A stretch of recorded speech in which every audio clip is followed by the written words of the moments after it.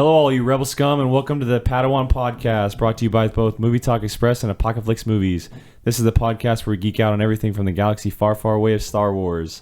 I am your host, Jake Berlin, a.k.a. Qui-Gon Jake, and I am joined today by the co-founders of Movie Talk Express, Jacob Bartley, a.k.a. Grand Moff Bartley, and newly named, by the way, and Gio Ramos, a.k.a. C3Gio. How's it going, fellas? Good. What it do? No, that's not how C3PO. That's not how C3PO talks. But I mean, I tried doing human cyborg relations. All right. So before we get started, since this is Gio's first inaugural episode of the Padawan Podcast, we just want to start off with getting your thoughts on Star Wars. You know how you started with it, your love for it, and yeah. So. Oh man. There was a time when I was like, Star Wars or girls? Like, I don't know, man. Like, I love Star Wars so much, you guys. Man, for the longest time, I always thought of myself as a Sith Lord. Like, I loved the red lightsaber. I loved being like, the guy against the Jedis. That was just my thing. Darth Vader was like the shit. He was it for me. And then Darth Maul came, and I was like, oh my god, like, I don't know who I love more now, Darth Vader or Darth Maul, because I had never seen a guy who could, with horns. With horns and with fighting skills, like that. Like, I never seen a Sith or like a Sith, right? A Sith, yeah. He was a Sith, yeah. Well, an apprentice. Well, an apprentice move like that. Like, it was crazy. So yeah, the prequel films are big for me. They were the shit up until high school when I, started looking at them. Realized. Just like, oh man. Yeah, but I love Star Wars deeply. Big fan of it. Can't wait for this new movie. I had all the toys at one point. I don't know where they went. I think we all had the toys. I had Lego sets for days. And I have no idea where mine are.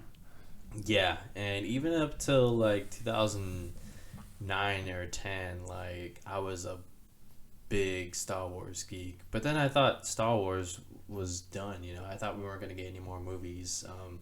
So that's why my Star Wars fanboyism kind of, went on a decline up until last year, when we started hearing about these new movies and everything.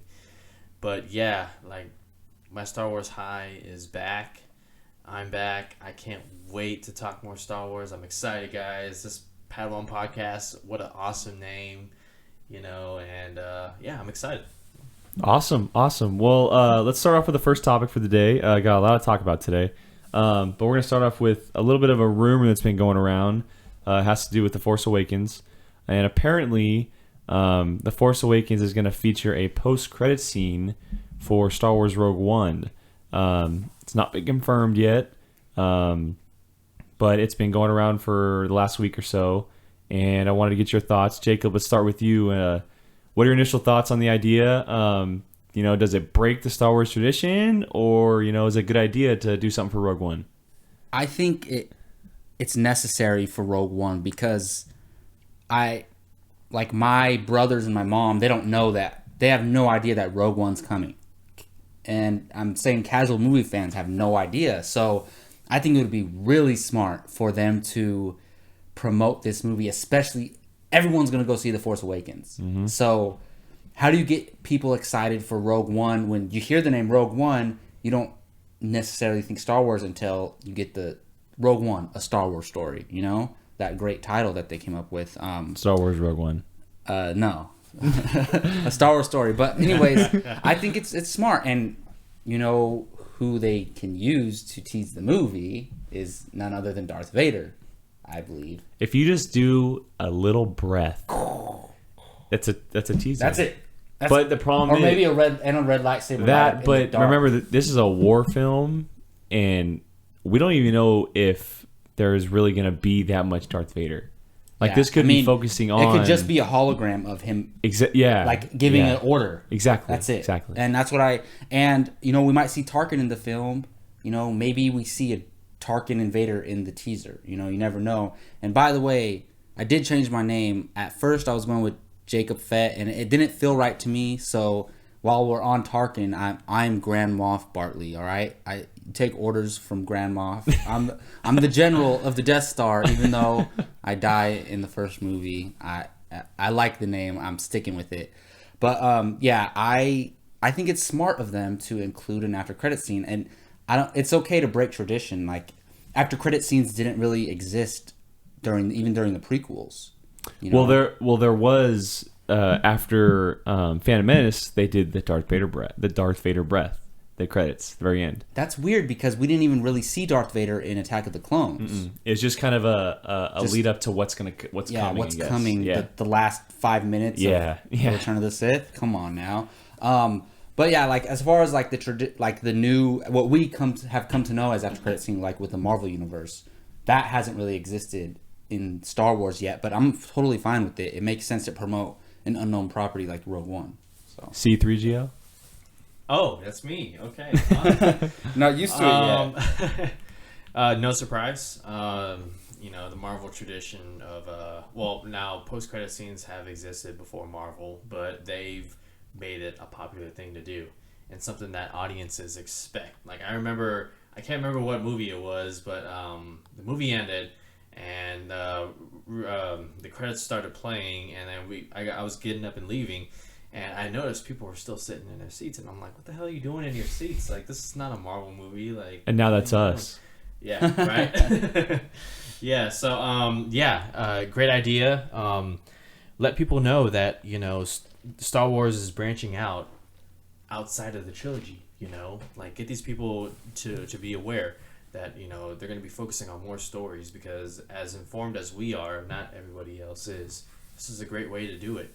And so there's no details on what the post-credit scene consists of, but we do know of what we're getting as far as. So apparently it's few sites have been reporting it, but the rumor is that there's going to be two of them. The first one will be a small teaser, a post-credit stinger, if you will, of Rogue One, and then following the full credits will be an actual clip from the movie of the movie.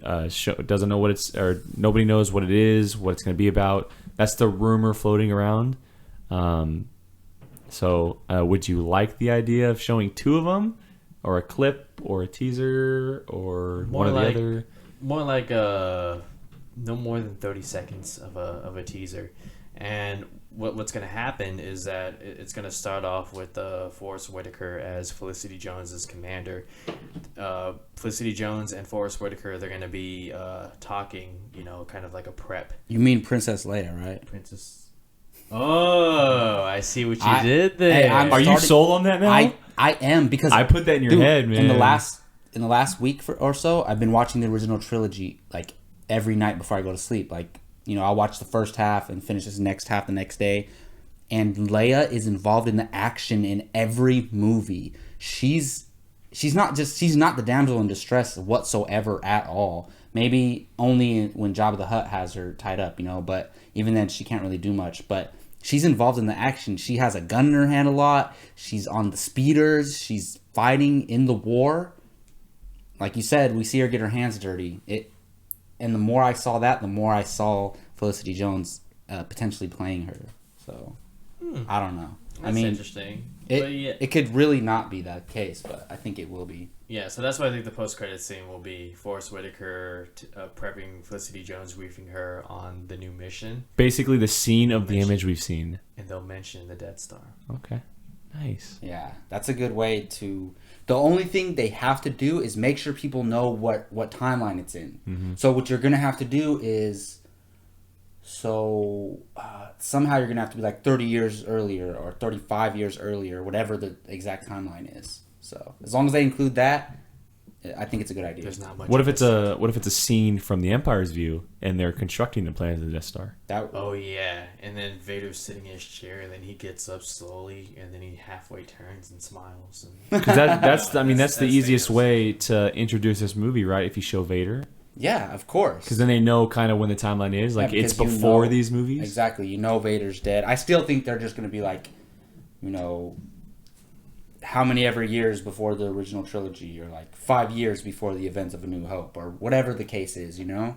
Do you believe that there's going to be? I do think there will be one. Do you like the idea of it? I'm fine with it. It depends on what it is, and like you said, how much they show.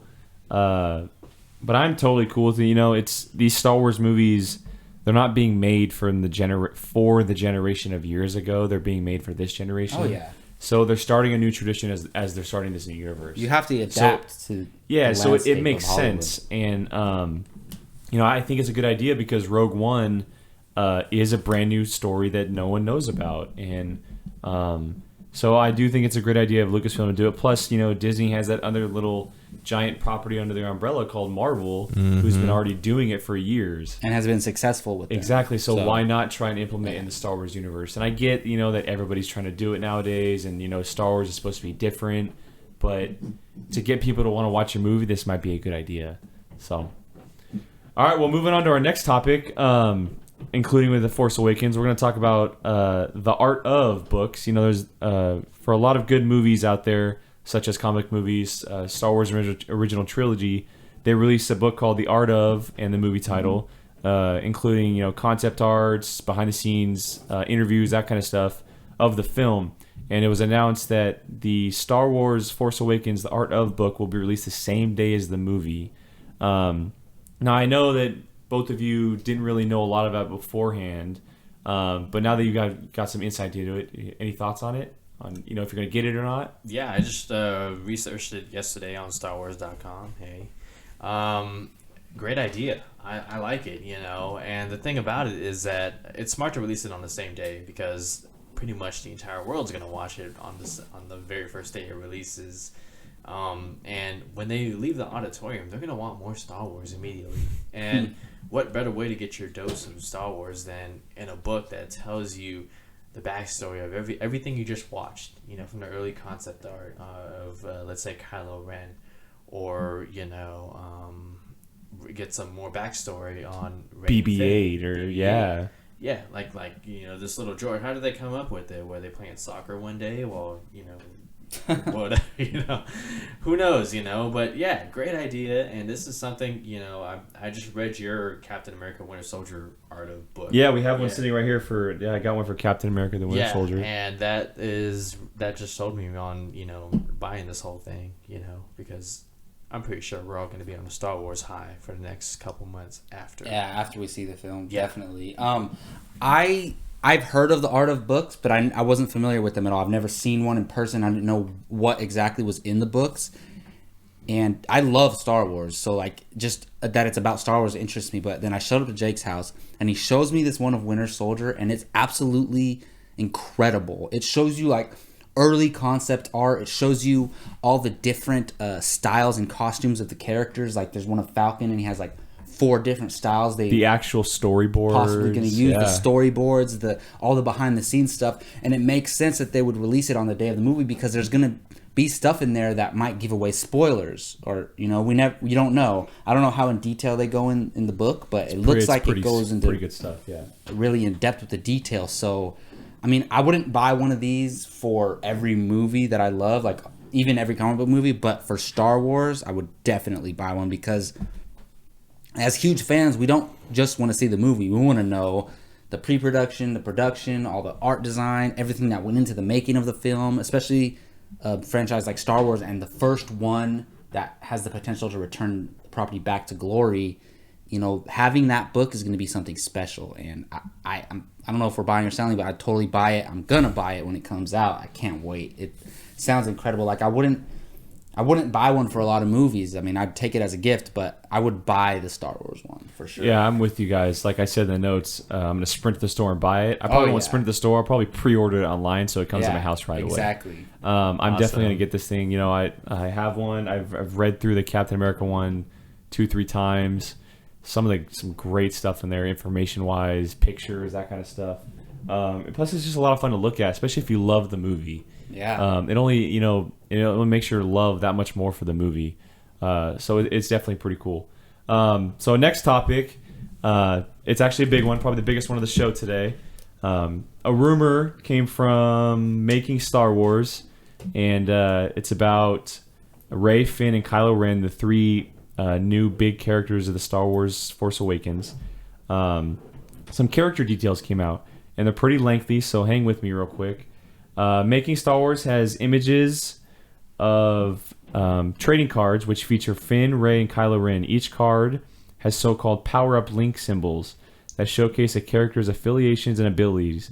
The Kylo Ren card doesn't have anything juicy, but some eyebrows are sure to be raised when you get to the protagonist. Both Finn and Rey are listed as members of the Rebels, but Rey also has the Jedi symbol above her, and has Finn featured wielding a lightsaber. It'll be surprising to many that he is not considered a Jedi according to the cards. Now, this doesn't necessarily mean that Finn is not a Force-sensitive individual. He may just have started his training yet. That would be very similar to how Luke Skywalker was presented in the original film, where he simply took his first step into a larger world. He used the Force throughout that movie, but he was hardly a Jedi at that point in his life. It's possible or plausible that Finn will develop his skills in the sequels and become a Jedi by the time the trilogy is over. Things are a little more intriguing in the case of Rey. Assuming the card is real, it suggests that Rey received some kind of training prior to the events of The Force Awakens. This will play in line with her character's Halloween costume description, which teased a moment where she takes a room full of stormtroopers and Knights of Ren single-handedly. Speculation has run rampant from the beginning that Rey is the offspring of someone we know, quite possibly Han and Leia. That would certainly make possible to her being strong for the Force, but we'll have to wait and see. And thanks to Screen Rant for that little summary of it all. So, Jacob, start off with you. What do you make of all this? I mean, I'm very hesitant to take my information from, costumes and cards, but obviously this all comes from Lucasfilm. The descriptions, they have to be approved, it's all Star Wars property, so it's obviously, and like we've been paying attention to all the toys, a lot of the news, the information gets dropped through the toys and trading cards and stuff like that, so it's definitely nothing to look over. I'm very curious about Finn, actually, though. That's what catches my eye, because we've talked a lot about whether he's a Jedi or not, and we don't know. And this is kind of solidifying that he's not. And I know you were saying that he's not. You don't want him to be. I don't want him to be. Yeah, and I've said for the longest time I don't think he is. That, it makes sense now. And even though I would like him to be a Jedi, just because he's using the sword doesn't mean he's a Jedi. I just think Daisy Ridley has another weapon that she's fond of, so she's gonna take the lightsaber out of BB-8, look at it, and just toss it to him and say, "Here, this is your, like, I'm giving this to you." And who knows? Maybe, like it said, maybe he is Force sensitive, but he doesn't know yet, or he hasn't learned yet. And even by the end of the movie, he still hasn't explored that possibility yet. Maybe by the end he finds out that he's Force sensitive, and then the potential for that opens. But as we know, it's harder to learn the ways of the Force when you're older. And also another thing that catches my ears is, so Daisy Ridley takes out a whole room of stormtroopers and Knights of Ren. So one Knight of Ren is like has the Force, like he's basically a lower level Sith Lord, for argument's sake. So she can take out all the stormtroopers and multiple Knights of Ren all at once. That's crazy. Is this at the end of the movie?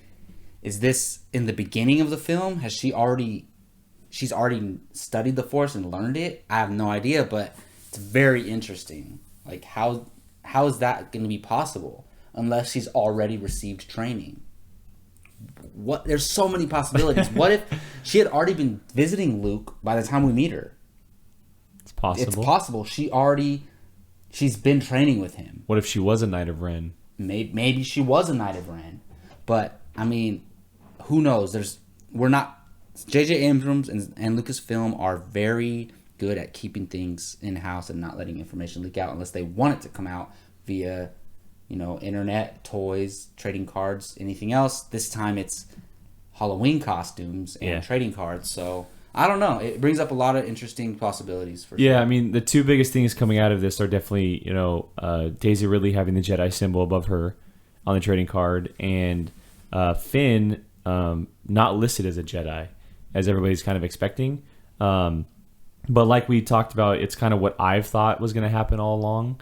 I've always thought Rey was going to be the Force sensitive, the one who carries this franchise as a Jedi or future Jedi, and Finn would almost kind of be a Han Solo type character, if you will. Mm-hmm. And Makes sense. I like everything I hear, but then I get to that part where she's in the room full of stormtroopers and Knights of Ren, and it just like gets me super excited and pumped up. That like the chills going. And as far as like speculation, like when that happens, I think that'll be somewhere in the middle of the movie, and I think it's on Starkiller Base. You know how powerful she would have to be able to do that? How is she that powerful? Is my question. Well, I guess we'll have to wait and see, right? Like. That's what makes this movie so exciting. Sith and Jedi have trouble fighting one-on-one. Like, it's usually a fair fight depending on level of training and stuff, and how much they've learned the Force. So, I could see her having trouble with one Knight of Ren. How's she going to take out all of these people at once? And maybe she's just very powerful. Obviously the Skywalkers have been the most powerful of the Jedis as far as we know. So, you never know. Gio? So, let's see. Here's how I see it. Luke trains Rey. Rey finds Finn. Rey sees something in Finn. Rey starts to train Finn. Rey fights all the Kylo Ren people, the Knights of Ren, and the Stormtroopers. Gets badly injured. And Finn ventures off and finishes his training with Luke. Damn. And Luke trained Rey. So you think Finn is Force sensitive? I think Finn... Here's how I imagine Finn. The same with how Luke fought Vader in Empire Strikes Back, where Vader started using the Force, and Luke was like, trying to fight it with the lightsaber. That's how I envision Finn. Like fighting Kylo Ren or something? Yeah, and I think he'll eventually learn the Force, because... But Luke already had training with Yoda at that time. Who? At the point you're talking about with Luke and Vader, they're fighting? Yeah, but Luke was nowhere near ready. Okay. He wasn't able to fight Vader. Yeah, he was lifting the rocks. Vader's over here throwing, everything. Yeah, he's just standing there. Luke got him a few times, though. I just watched Empire Strikes Back. Oh, as far as lightsaber battles? Even in that fight, he got him once or twice. Well, he pushes him over the edge when they're standing in the where Han got frozen. And he gets his arm, and Vader goes, yeah. But Vader's just toying with him. Vader could kill him right there. He doesn't want to kill him at that point, though. He's just toying with him. So it's not even Vader toying with Luke, he couldn't have a chance. Well, because he's trying to convince him to join him. He knew that was his son, right? Exactly. Yeah. By that point. No, not at that time. No, yeah, he does. That's when he announces his father. Oh, yes, you're right. Yeah. Yes. Yeah. So that's what I think will happen. And as far as, like I said, I think I agree with you. The Rey fight with the Stormtroopers and the Knights of Ren will happen in the middle of the film. She'll get badly injured, but she'll defeat all of them. And maybe that's why they're looking for a new female character. Think she dies? No, I don't think she dies. I think she gets badly injured. I was like, what? She's like, all right, guys, I gotta sit it out for a little bit. Let me recover. I just took on. I think Finn might be the one getting badly injured. We already talked about that a lot last couple weeks ago. So, okay, let me ask you guys a question. So, say this is true. 2 questions. Is Rey the most powerful character in the new Star Wars movies? And 2, does this solidify her as being an offspring of either a Solo or Skywalker? So you mean by the end of this trilogy, is she the most powerful? No, would she be now? Oh, going into the first movie? Is she more powerful than Kylo Ren? No, I don't think so. You don't think so? No, I don't think so. To me, it looks like she hasn't even, studied the Force at all yet. She looks like it to me, man. Just the way she's holding that staff. I don't know, but it's when? Has she been training her whole life? How is she this powerful? It's been 30 years. We don't know. Training since she's a kid? Maybe she's been with Luke this entire time. That's what I'm saying. That would be very interesting. Because then you get that part out of the way. You can even show flashbacks if you want, but that's very interesting because we were wondering when is Luke going to come in. Maybe he's already been around this whole time, and you know she's been Luke is her Yoda, you know, pretty much. She's been going back and forth to his planet, and I still think that there's going to be a showdown, even though it's going to be an unfair fight with Finn and Kylo Ren, and I think Finn's going to not die but sacrifice himself so they can get away safely and then get captured, like I already said. And then I think in the second one, they're going to have to rescue Finn. Do you think she's a Solo now, after if this is true? Or related in some way or shape or form? Yeah, I think she's a Skywalker or Solo or both. Gio? I do. Yes. To your first question, yes, I think she... More powerful than Kylo Ren? I think her ceiling is a lot more higher than Kylo Ren. Oh, I think her ceiling's higher, but I don't think when we meet them... When we first meet them, Kylo Ren will be the more stronger one. Yeah. Okay. And what was your second question? If this is true, is this pretty much guarantee that she's a Solo or Skywalker? Yes. Yeah. I think she's been training with Uncle Luke ever since she was born.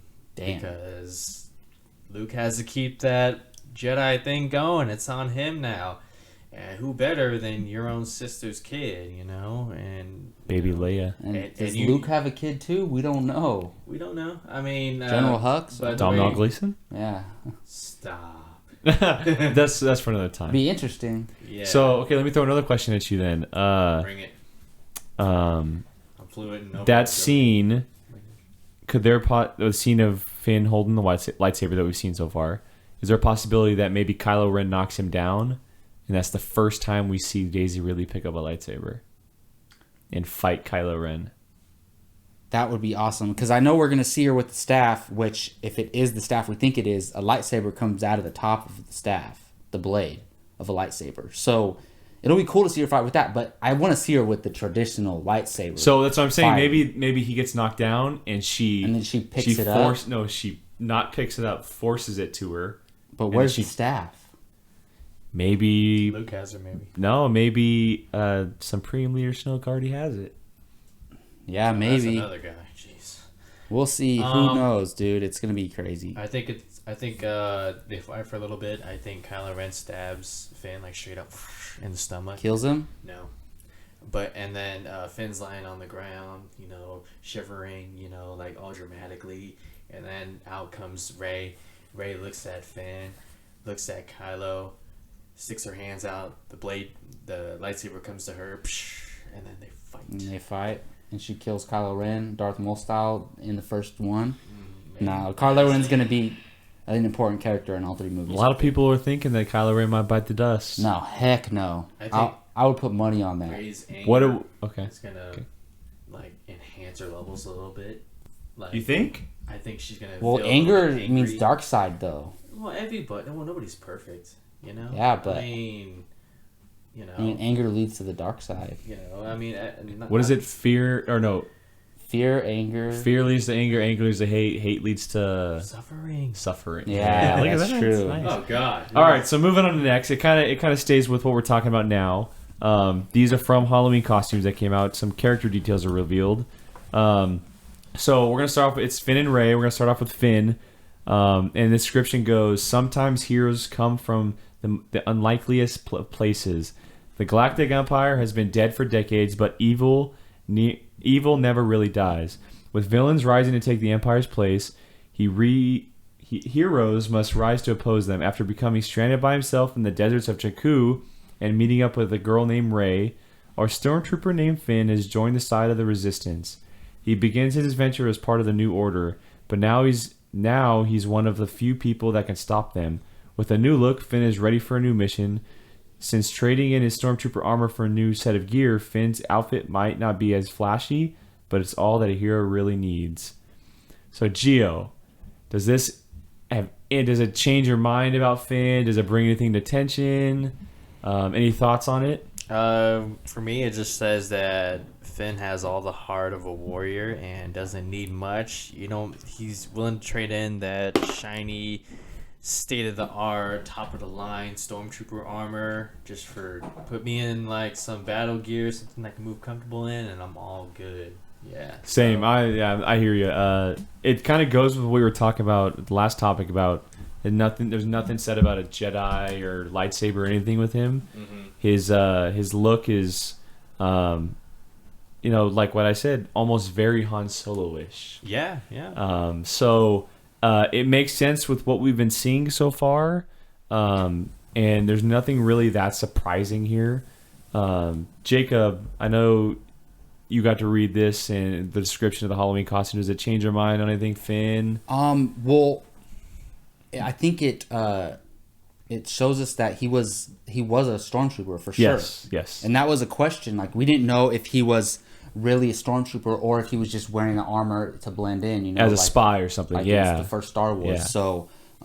So now I think it's 100% for sure that he's a real stormtrooper from the New Order, right? Is that Yes. the name of what they're called? So what I think this is, I think they're setting it up where Finn, like, he not hates, but his public enemy number one is Kylo Ren. Despises him. So I think what happens is that near the beginning of the movie, Finn is with that group of stormtroopers behind Kylo Ren where they attack that town and they're burning people and killing, slaughtering people. On Jakku. I think that Finn is there and he's like, F this, I did not sign up for this, I'm not part of this, and that's when he runs away. And then since then, like, he hates Kylo Ren from that point on, maybe even before that. And then it's all build up to that last battle scene I think we're getting at the end of the movie between them. So we'll see. And maybe, who knows, because if Finn is a stormtrooper, as far as we know, stormtroopers train from when they're really young. Like the soldiers, right? They're basically recruited and they're taken away as we've kids. seen in season 1 of Rebels. Exactly. Yeah. So do they, I mean, I don't know if they get any sword training, not necessarily lightsabers, but I don't know if they get sword training or not. Maybe in the future they do. You never know. And so maybe Captain Phasma. Yeah, exactly. So maybe a section of the stormtroopers train with lightsabers or some type of sword. So maybe he has the skill sets available to at least compete with Kylo Ren in a duel until he gets defeated. Because I mean, you can't do nothing against the Force if you don't have the Force. But as far as just lightsaber dueling, maybe he already has that training. So you never know. I like that he was a stormtrooper. It shows us like the stormtroopers aren't just, they're not just robots. They're not faceless. They're real people. They're no longer clones. Exactly. Now they're real people. So how does a real person deal with his morals when he's involved in an organization or a government that is doing, morally questionable things? How does a human being deal with that? So that's the question that Finn's character raises to me. All right, well, moving on to Rey. So her description goes, the mission to take down the First Order is underway. After invading the Starkiller base, one member of the Resistance has split from her group and found herself in a massive room full of First Order soldiers. Completely surrounded by stormtroopers with blasters and Knights of Ren with lightsabers, she seems to be totally outnumbered. Unfortunately for her enemies, though, they've made a big mistake. It's not about the strength of the weapon, but the strength of the warrior that wields it. All right, so this kind of goes with what we were talking about the last topic. Obviously, it sounds like there is a part in the movie at some point where Rey takes down a giant room of stormtroopers and Knights of Ren. If so, awesome. I totally dig it. I think it's a great way to introduce her to us as a Force-sensitive person. If this is the first time we see her. Like, if this is the part of the movie where this is the first time that we see her pick up a lightsaber or anything, or show any kind of strength, then some people are going to get a kick out of it for sure. Oh, yeah. So, Gio, first thoughts. What do you think about it? Does it intrigue you at all? Change your description on anything? Oh yeah, that last line. Yeah, she has the Force. Come on, guys. I mean, the whole idea of her taking on a whole room full of people. What better way to really as far as character development, like really showing your stuff and what you're made of. I think it'll be one of those highlight scenes, probably the highlight scene of the movie. I mean, who knows, but yeah, the idea is exciting. I can't wait to see it, and we're gonna find out a lot about Rey in the scene, I think. Jacob? So was this? Oh, sorry. No, go ahead. Was this on the card and the costume? No, no? this is from the costume only. Only on the. I could have sworn. But this was this was described Briefly from the card. Oh, okay, yeah. okay. Yeah, I mean, it just brings up questions like, when in the movie does this take place? I'm really curious. What if this is the opening scene of the movie? Like, not the crazy. very, very opening, but like, this is the first time you see Rey. Like, the very first time you see her. That would be crazy. Because then you skip most of her training. Maybe she's not fully done yet, you know? But maybe she has trained as Luke was in Empire Strikes Back, you know? So, but it sounds like Rey is the Luke Skywalker of this trilogy. Like, she's the main hero of this trilogy. She's the badass. She's gonna be the one who everyone's gonna rely on her in the third movie, like in the finale to the trilogy. And I'm okay with that. I'm cool with it being a female character. That's awesome. It's something different, and we didn't get to see Leia ever learn to use the Force at all in the original trilogy, and she's Force sensitive. We know that. So I think that's going to make up for not being able to see Leia use the Force, Rey's character. And I'm very much looking forward to that. I think she's going to be badass. I can't wait to see her in, like, she's going to have her own Jedi robe, bro. And it's going to be awesome. Okay, wild theory time. So, Return of the Jedi, or no, Empire Strikes Back, excuse me. Or is it Return of the Jedi? I think it might be Return of the Jedi. One or the other. Yoda says, there is another. Mm-hmm. It's in the Empire Strikes Back. Is he talking about Leia, or is he talking about Rey? But Rey's not born. Does Yoda might be able to tell the future? Oh, Jedis can see the future. Yeah. No. So, Go ahead. I think he's referring to somebody who exists that leads to the dark side, the visions. But maybe someone like Yoda, who as powerful Jedi as he is, maybe he knows something. Does it tie in at all? Or do you think I don't know. I think it's direct. He's talking about Leia. Okay. Honestly, I do. Gio? But they can always alter the story if they want. Yeah. It's. I think it's definitely Leia. Okay. And that's part of the reason why Luke trains Rey, is because, he sees the power in his sister, and he knows Han Solo at the same time. So it's like, there's no way she can turn to the dark side. I know both these people. One of them's my sister. Like, all right. So, my opinion, my speculation. So if this is all true, saying this is all true, that in fact she is Force sensitive, do you think this scene is the very first time we see her in any kind of action, or do we see a flashback with her and Luke at some point in the beginning, maybe? I see her training Batman Begins style, like in the beginning, where she's like training, and then like this is where she first really goes at it. Man, it's so hard. Like, now I'm so confused because until this news came out of her taking out stormtroopers and knights. If it was just stormtroopers, then I'm like, all right, yeah, she has the Force. She could probably do that, even like with very little training. But Knights of Ren, who, as far as we know, they're all Force sensitive, right? The Knights of Ren, as far as we know. So that's just crazy to me. Well, yes, but could the Knights of Ren just be stormtroopers in Knights of Ren outfits? Yeah, with maybe lightsabers. Yeah, we don't know. It can just be like people who don't have the Force, like an outfit that Kylo Ren created. Yeah, maybe. And I just have a question. Like, we were talking about Leia for a little bit. We haven't seen any marketing or anything involving Leia. I think the next trailer is going to show all three of them. Where the is majors? She? So we have an idea where Luke is. We have an idea where, not what Han's been doing, but I think he's going to interact with Rey and Finn. Like, but where's Leia? I think Leia's running the new alliance. Okay, that makes sense. She's was it Queen Amidala? Mon Mothra? Was it Mon Mothra? Oh, was it? Not the Chancellor. No, it's God, what's her name from Return of the Jedi? Oh yeah, the lady. Yeah, the lady who says, I think it's Mon Mothra. I think it's Mon Mothra. Yeah. I think that lady, right? She's the new her. Her, yeah. Yes. She's like the commander, and yes. even even is it Return of the Jedi when Leia's like giving orders to the pilots, or is that wait, that might even be that's A New Hope. That's A New Hope. Yeah, before for they the Death go. Star. Yeah. That's awesome. All right, well, moving on to our next topic. Talked a little bit about Starkiller Base, the new Order's new Death Star, if you will.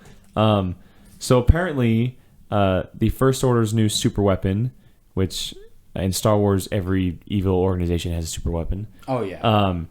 A little description came out about their super weapon on the Starkiller Base, and it goes, an ice planet converted into a stronghold of the First Order and armed with a fiercely destructive new weapon capable of destroying entire star systems.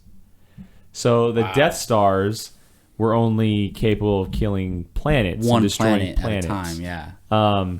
So initial thoughts of something destroying entire star systems. Do you think it'll be used at all at any point in the movie? And if so, is it going to play as big as a role as the Death Star did in the original trilogy? Jacob? I think they're trying to make this serve as a replacement for the Death Star. I mean, it's kind of tradition for Star Wars, you know? So I think they're going to attempt. I don't think it's going to become as iconic as the Death Star. I mean, how can you? Mm-hmm. But, and yeah, I do think it's going to be used because we're not going to feel the threat of the weapon and like why this weapon needs to be destroyed if we don't see what it can do. So I think I don't want them to beat for beat mimic what happens in the original trilogy. Like, all right, we got to destroy the Star Killer, but like this machine needs to go down somehow. Yeah.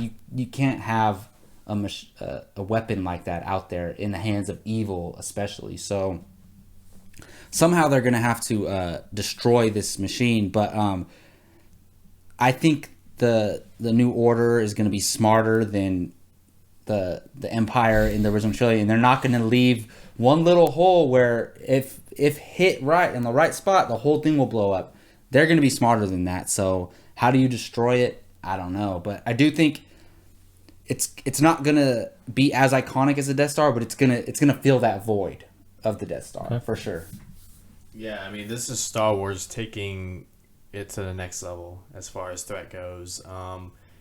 This will be the weapon that, I mean, they say Luke is in hiding. This will take him out of hiding because there's no way he's just going to sit there while,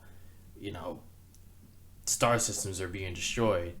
Can I go on a little bit of a prediction and say that this star system is going to destroy Tatooine? Oh, wow. Man. That would be horrible. That's going to hit right there in the chest. So important to Star Wars. Mm-hmm. Yeah, so I think that's going to happen. I have nothing to back that up. That's just me, going, and throwing stuff out there. But, yeah, I agree with what you said, Jacob. They're not going to make it as easy to destroy where... Of course not. You just fire 2 bullets into, like, a hole and... Even though it's awesome in the original trilogy, like the way they go about that, and like they got to hit that one spot perfectly. I loved it, but I don't want to see it again. Like there has to be another way to take that Star Killer down. So, what do you think of the whole Star Killer idea? Oh, I think it's awesome. I mean, it just like it ups the ante. It definitely makes it a bigger thing, and it's like you said, it's not as easy to destroy. It's a whole planet this time. Oh yeah. And it goes along the lines with what the whole Star Wars thing, or Star Wars story, as far as we know, is going along. As far as it being demonstrated, I don't know if it will be demonstrated or not, because I don't feel like they would take the steps to almost copy A New Hope in a way. That's true. Yeah, you're right. Like I know they want to stay close to home and all that kind of stuff, but they don't want to stay too close, to where they're almost doing it, scene for scene or. Concept to concept. But how are we as an audience gonna feel that threat? Just knowing that what it can do? Maybe it's described or explained at some point. Maybe there's like a simulation of it. Yeah, on the computer and then maybe or at some point later on, like in the middle of a movie or something, maybe it is used. Yeah, or they're getting ready to do it. Yeah, and like that's what they have to stop. Because I don't think it'll be destroyed in The Force Awakens. Yeah, I could see. Maybe it doesn't get destroyed until the third movie. I think Starkiller Base is here to stay for at least 2 movies. Yeah. It's just because it's such a badass name. No, you're right. I think Because if they destroy the Star Killer at the end of the movie, that's just like A New Hope. But they can't just do another one either, like the Death Star. Yeah, it's a whole planet. Exactly. So and it has the entire New Order on it. So there goes the whole New Order anyway. It's a whole ice planet, right? Yeah. That's crazy. So that brings up a question. Is that the snow planet that Kylo Ren and Finn are on? That it brings up a question. Is it Hoth? I don't know. Yes. You think it is? Yes, it's Hoth. How ironic. The Rebel base became the Star Killer base. You don't think there's another ice planet out in the universe? There could, yeah. No, I think there is, but I mean, as soon as the Empire took over Hoth, who knows what they did, in Empire Strikes Back. But I mean, that's just my guess again. I'm throwing things out. Nothing to back it up. But Jacob? No, I just think it's going to be a new planet. Okay. New planet. Yeah. But what can this planet travel through space? That's the Do they mystery turn it around into Star a Wars. ship? That's the great thing about Star Wars right now. It's all mystery. What the heck? We can't. And we will not know until the movie He comes out. turned Hoth into a spaceship. Wow. Or even Maybe it's not a planet at all. Maybe it is a Death Star with landscape on it. But why would they make it ice? Let's make it cold and uncomfortable. No, I don't know. Maybe people don't get cold in Star Wars universe. Yeah, maybe. The Force, they can just warm their bodies up. You know? All right, well, moving away from our movie topics for the day, we're going to move on to our reviewing segment of the comic books. Today, since Jacob and Gio both were able to check out a little bit of Star Wars Rebels, we're going to go over only issues 3 of both Star Wars and Darth Vader. Jacob, did you get a chance to read these yet? I have not gotten to 3, but Okay. I still don't I don't mind spoilers because Okay. you spoiled the last 2 for me, and I still loved reading them. So, but I did read 1 and 2. I just want to give my quick thoughts on 1 and 2. Yeah, real go quick, for can it. Go for it. Just so awesome. Like it's so weird to me because you think that Vader doesn't interact with Han, Leia, and Luke other than what you see in the movies, but according to these comics, they've had a lot of interactions, and it's so awesome when you see Vader grab both the lightsabers, and he looks at his, and he's like, "I know this lightsaber," and it's his old lightsaber, and like just moments like that, and then the way they introduce Boba Fett, he's so badass With giant Chewbacca? Yeah, with a Wookiee, Yeah. a scary looking huge Wookiee. I want to see him and Chewbacca throw down at some point. But I told you this before, but freaking Boba Fett, man, he says, "I only fail when you hire me to fail." Like, because Darth Vader's like, "Don't you fail me," and then he's like, "I only fail when you hire me to fail." Like, He's a badass. he's Complete so badass. confident in what he does. Like, it's so awesome, and it's just like they're trying to capture the same feeling and environment of the original Star Wars trilogy, and I think they do. So that's all I gotta say. I loved them. I recommend, if you're a huge Star Wars fan and you love Star Wars, I recommend reading them. I think it's worth it. Going off the rails a little bit, speaking of Boba Fett, I don't know if you guys saw, there's a new novel called The Lost Stars that came out about Star Wars. Yeah, when did that book I come haven't from? heard Did it of come that. out of nowhere? Was it a Yeah, surprise book it or wasn't something? marketed because it came out around the same time as Aftermath. But within Lost Stars, apparently Boba Fett's armor is found outside somewhere out of the Sarlacc pit. So he's officially alive, canon-wise. Because that's canon. Well, So he's alive. I mean, somebody could have pulled the armor out, or the monster could have spit it up. We don't know, but he could be alive. But so I'm reading Aftermath, right? I'm only a couple chapters in. It's all right, but I heard that Lost Stars Lost Stars. is better than Aftermath. Yep. Like, That's what I heard. and Aftermath is the one that was everyone Because was it's looking all forward brand new to. characters. Yeah, and I forget the name of the author, but I heard she does a great job at writing characters and stuff. So I'm gonna have to pick up Lost Stars, and I Yeah. still want to read Lords of the Sith. I still want to read Tarkin, and I want to read, which one is Kanan? A New Dawn. I want to read the one that explores Kanan's Yeah, New background. Dawn. So, man, I got to get on Aftermath. School keeps getting in my way. All right, well, back to the Drop comics. out. So, Star Wars issue 3 is basically a finishing issue to the first 2 issues of the mission that Luke, Leia, and Han and their team took on the weapons factory. Okay. It's basically, a finisher. It has at one point Darth Vader's chasing Luke on speeder bikes through Luke's state. Leia and Han get in the Millennium Falcon at some point. They leave the planet. Luke stays as a kind of almost a Doesn't decoy. issue 2 end with Vader chasing Luke on the speeder? And it starts with This that? is basically where it starts. Yeah, it's a okay. finisher. You know, there's all kinds of destruction. The facility's destroyed and whatnot. And then later on in the comic, you see him back on the Rebels base, wherever it is, and basically the whole situation screwed up with Luke. He's like all up in his head. He's like, I don't want to go on any more missions. He's like, go off on his own, all this kind of stuff. And Leia's like trying to bring him along. Like, look, come to the mission. We have a mission planned.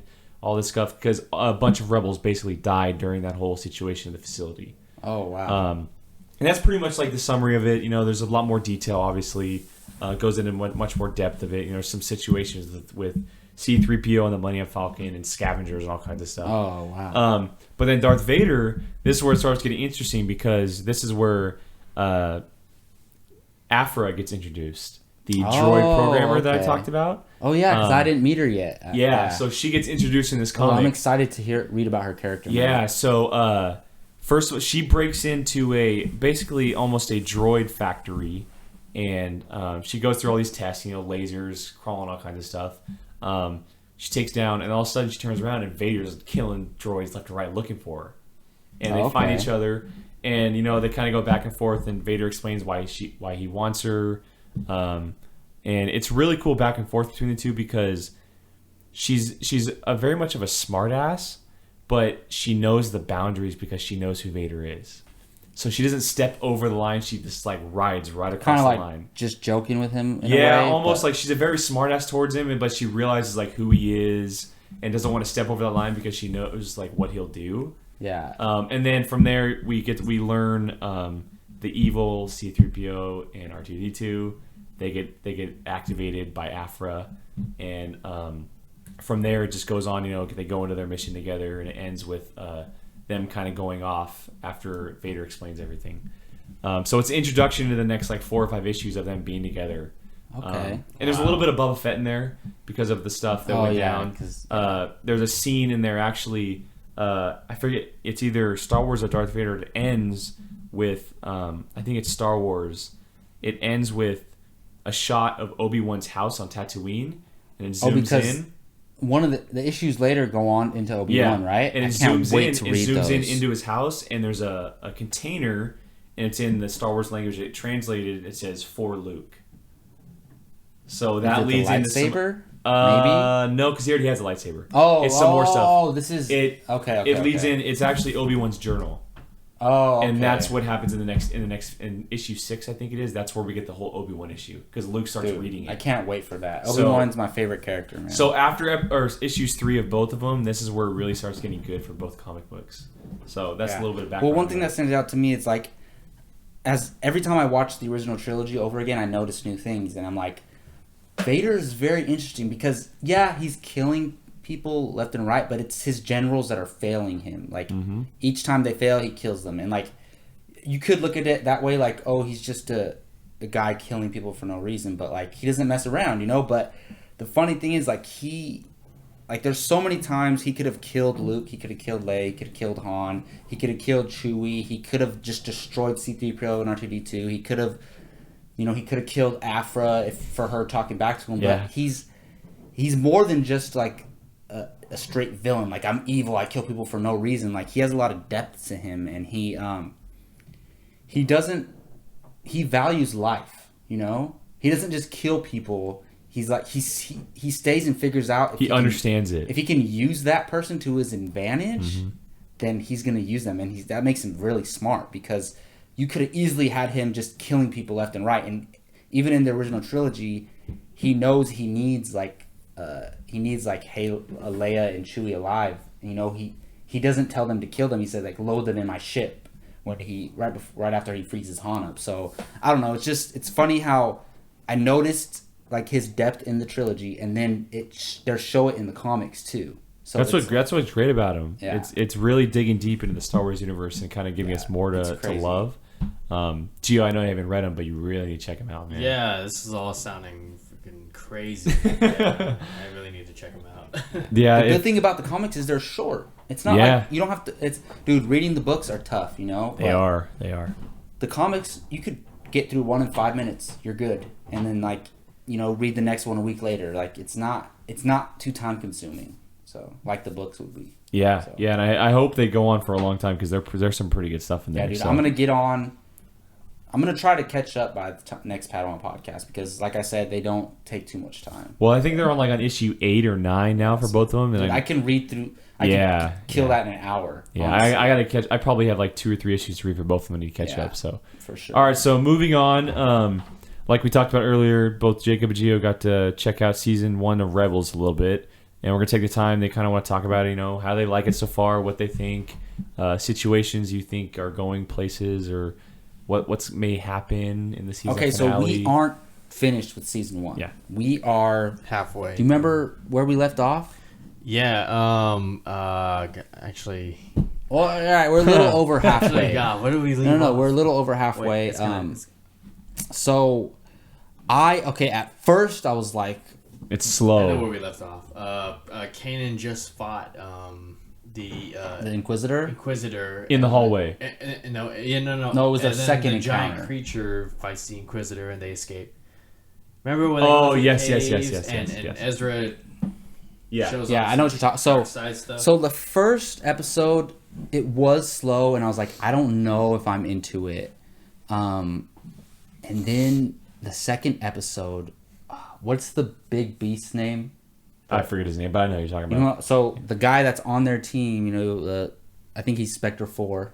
I think.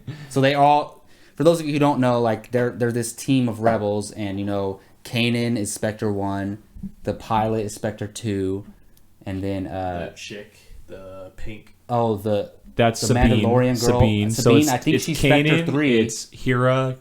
And the Sabine. big beast dude is Spectre 4, and then the droid is Spectre 5, and Ezra is Spectre 6, which I think that's cool how they have. I don't know what Spectre means in their world, but it's cool. They're like, Spectre 5, come in. Zeb. Zeb. I like Zeb. Zeb. I like even Zeb though too. he kind of annoyed me the first 3 episodes, really bad, but he's grown on me. But what put me all in is episode 2 when Zeb is fighting I forget that general's name, but the general who took part in destroying his home planet, and he has one of those weapons that only Zeb's race has. When they're fighting, they both have one of those weapons. I was like, yes, this is awesome. And then when he's about to kill Zeb and Ezra uses the Force and pushes the dude all the way back, that's when I was all in. I was like, yes, this is Star Wars. And slowly it's been growing on me a lot. I'm hooked. I want to see where these characters go. And yeah, I'm really looking forward to it. And we're going to finish. We'll definitely finish by the next Padawan podcast. So then we can give a full review. I cannot wait for your reaction to that season finale. And then then season 2 we'll get into. But Gio, how do you like Rebels so far?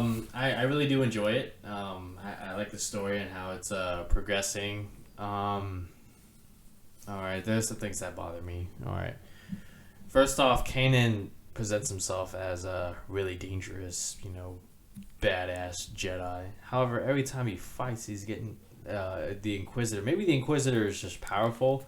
But I think so. I think the Inquisitor's a lot. Jedi hunters, man.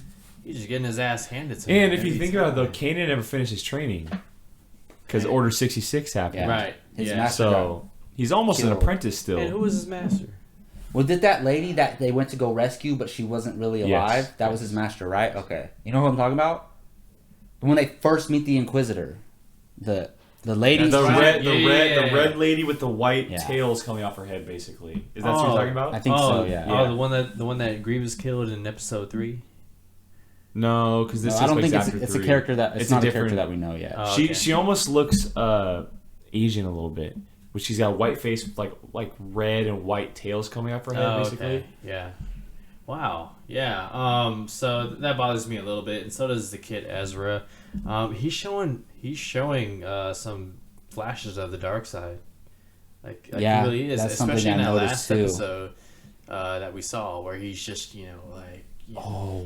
where his anger just makes him more powerful. You just reminded me of something real quick. So when Ezra or Kanan's trying to train him, and I think he's having one of the droids. I don't think it's their main droid, but he's having a droid test him or something, and then Ezra, the droid is like full. I don't know if it's a droid or an animal. It's one of the two, but they're either whatever it is. It's messing with Ezra, and Ezra's like, he's basically like, just give me the lightsaber so I can end this. And Kanan's like, excuse me, and he's like, oh, sorry, I shouldn't have overreacted like that. Like that shows me that he's headed towards the dark side. Do you think? Okay, so supposedly it's supposed to go 3 seasons, I guess. And that's what it's been said. It might go longer. But do you think it'll end with Ezra on the dark side? It's possible. Yes. I don't know. You do? Yes. Okay. Do you think, as much as you know now, you haven't seen the season finale or anything like that,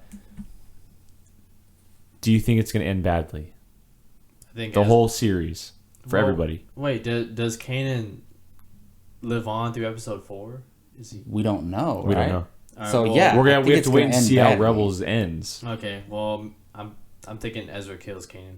That's what I was gonna say. I was gonna say that. Oh, really? I think Ezra eventually kills Kanan. Like, how much of a story would that make for? And God, that would be a very dark cartoon for kids. Yeah, Disney XD show. but dude, you think a lot of these characters are gonna die? I think Sabine will live I could see that. because a lot of people think that she's Felicity Jones in Rogue One, Wait, Sabine is the pink.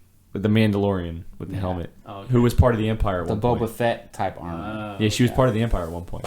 Yeah. Oh, that's She trained with right. them. Yeah. But no, okay. So if you guys like it now, wait till you get near the end. And you guys haven't seen Clone Wars, right?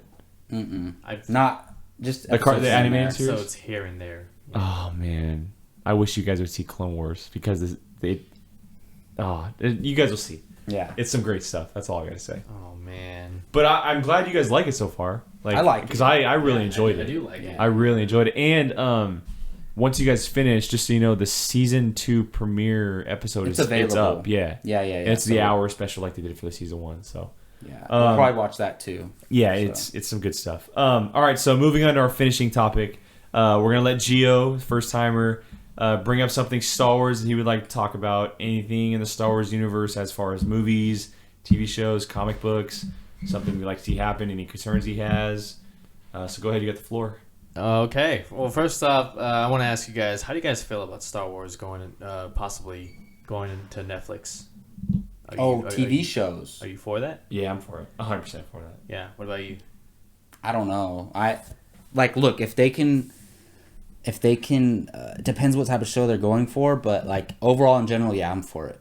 Yeah. How do you feel about Star Wars Old Knights of the Old Republic on Netflix? That's all I want on Netflix. Yeah, that would That's be the awesome. only thing I want. I don't Dude. want anything else but that. That way you can make it a little more. It can be I would like, rather see a movie, but having it play out over 4, 5, 6, Dude. 7, 8, 9, 10 seasons. Oh, it can be like Game of Thrones. I don't know if you my watch Game of God. Thrones, Yeah. but it can be like a Star Wars version Yeah. of Game of Thrones. Heck like yeah. that would be awesome. Make it R-rated. Not R-rated, but it could be like I'd make it R-rated. no, it's like Netflix. Daredevil because the shows don't have ratings; they're just like TV mature or whatever. I would so make it R-rated. Yeah, I think you have to. But I don't think the problem is Star Wars isn't R-rated because it's still a sci-fi adventure. Look, it's gonna be like Daredevil, where Yeah. I don't think It Daredevil, won't be that dark though. Yeah, I'm just saying like to the extent of how far they take Yeah. the violence. I'm not saying the tone of the show. I'm just saying like as far as I can take the violence. You know, I think it'll be like Daredevil. And they're not going to be cussing, obviously. And I would rather see it follow Darth Revan more than a rebel. Really? Be a dark side preference. No. I think that could work. I mean, if it's Netflix, Well, I think it'll be a because- mixture of different characters. Like I would good and bad. love to see Darth Revan be the But I think the lead, the someone full on lead. on the dark side is going to be one of the main characters. Darth Revan. For sure. Because if it's Old Republic, it's got to be Revan. Yeah. You have to do Revan. Yeah. He's I mean- the star of Old Republic.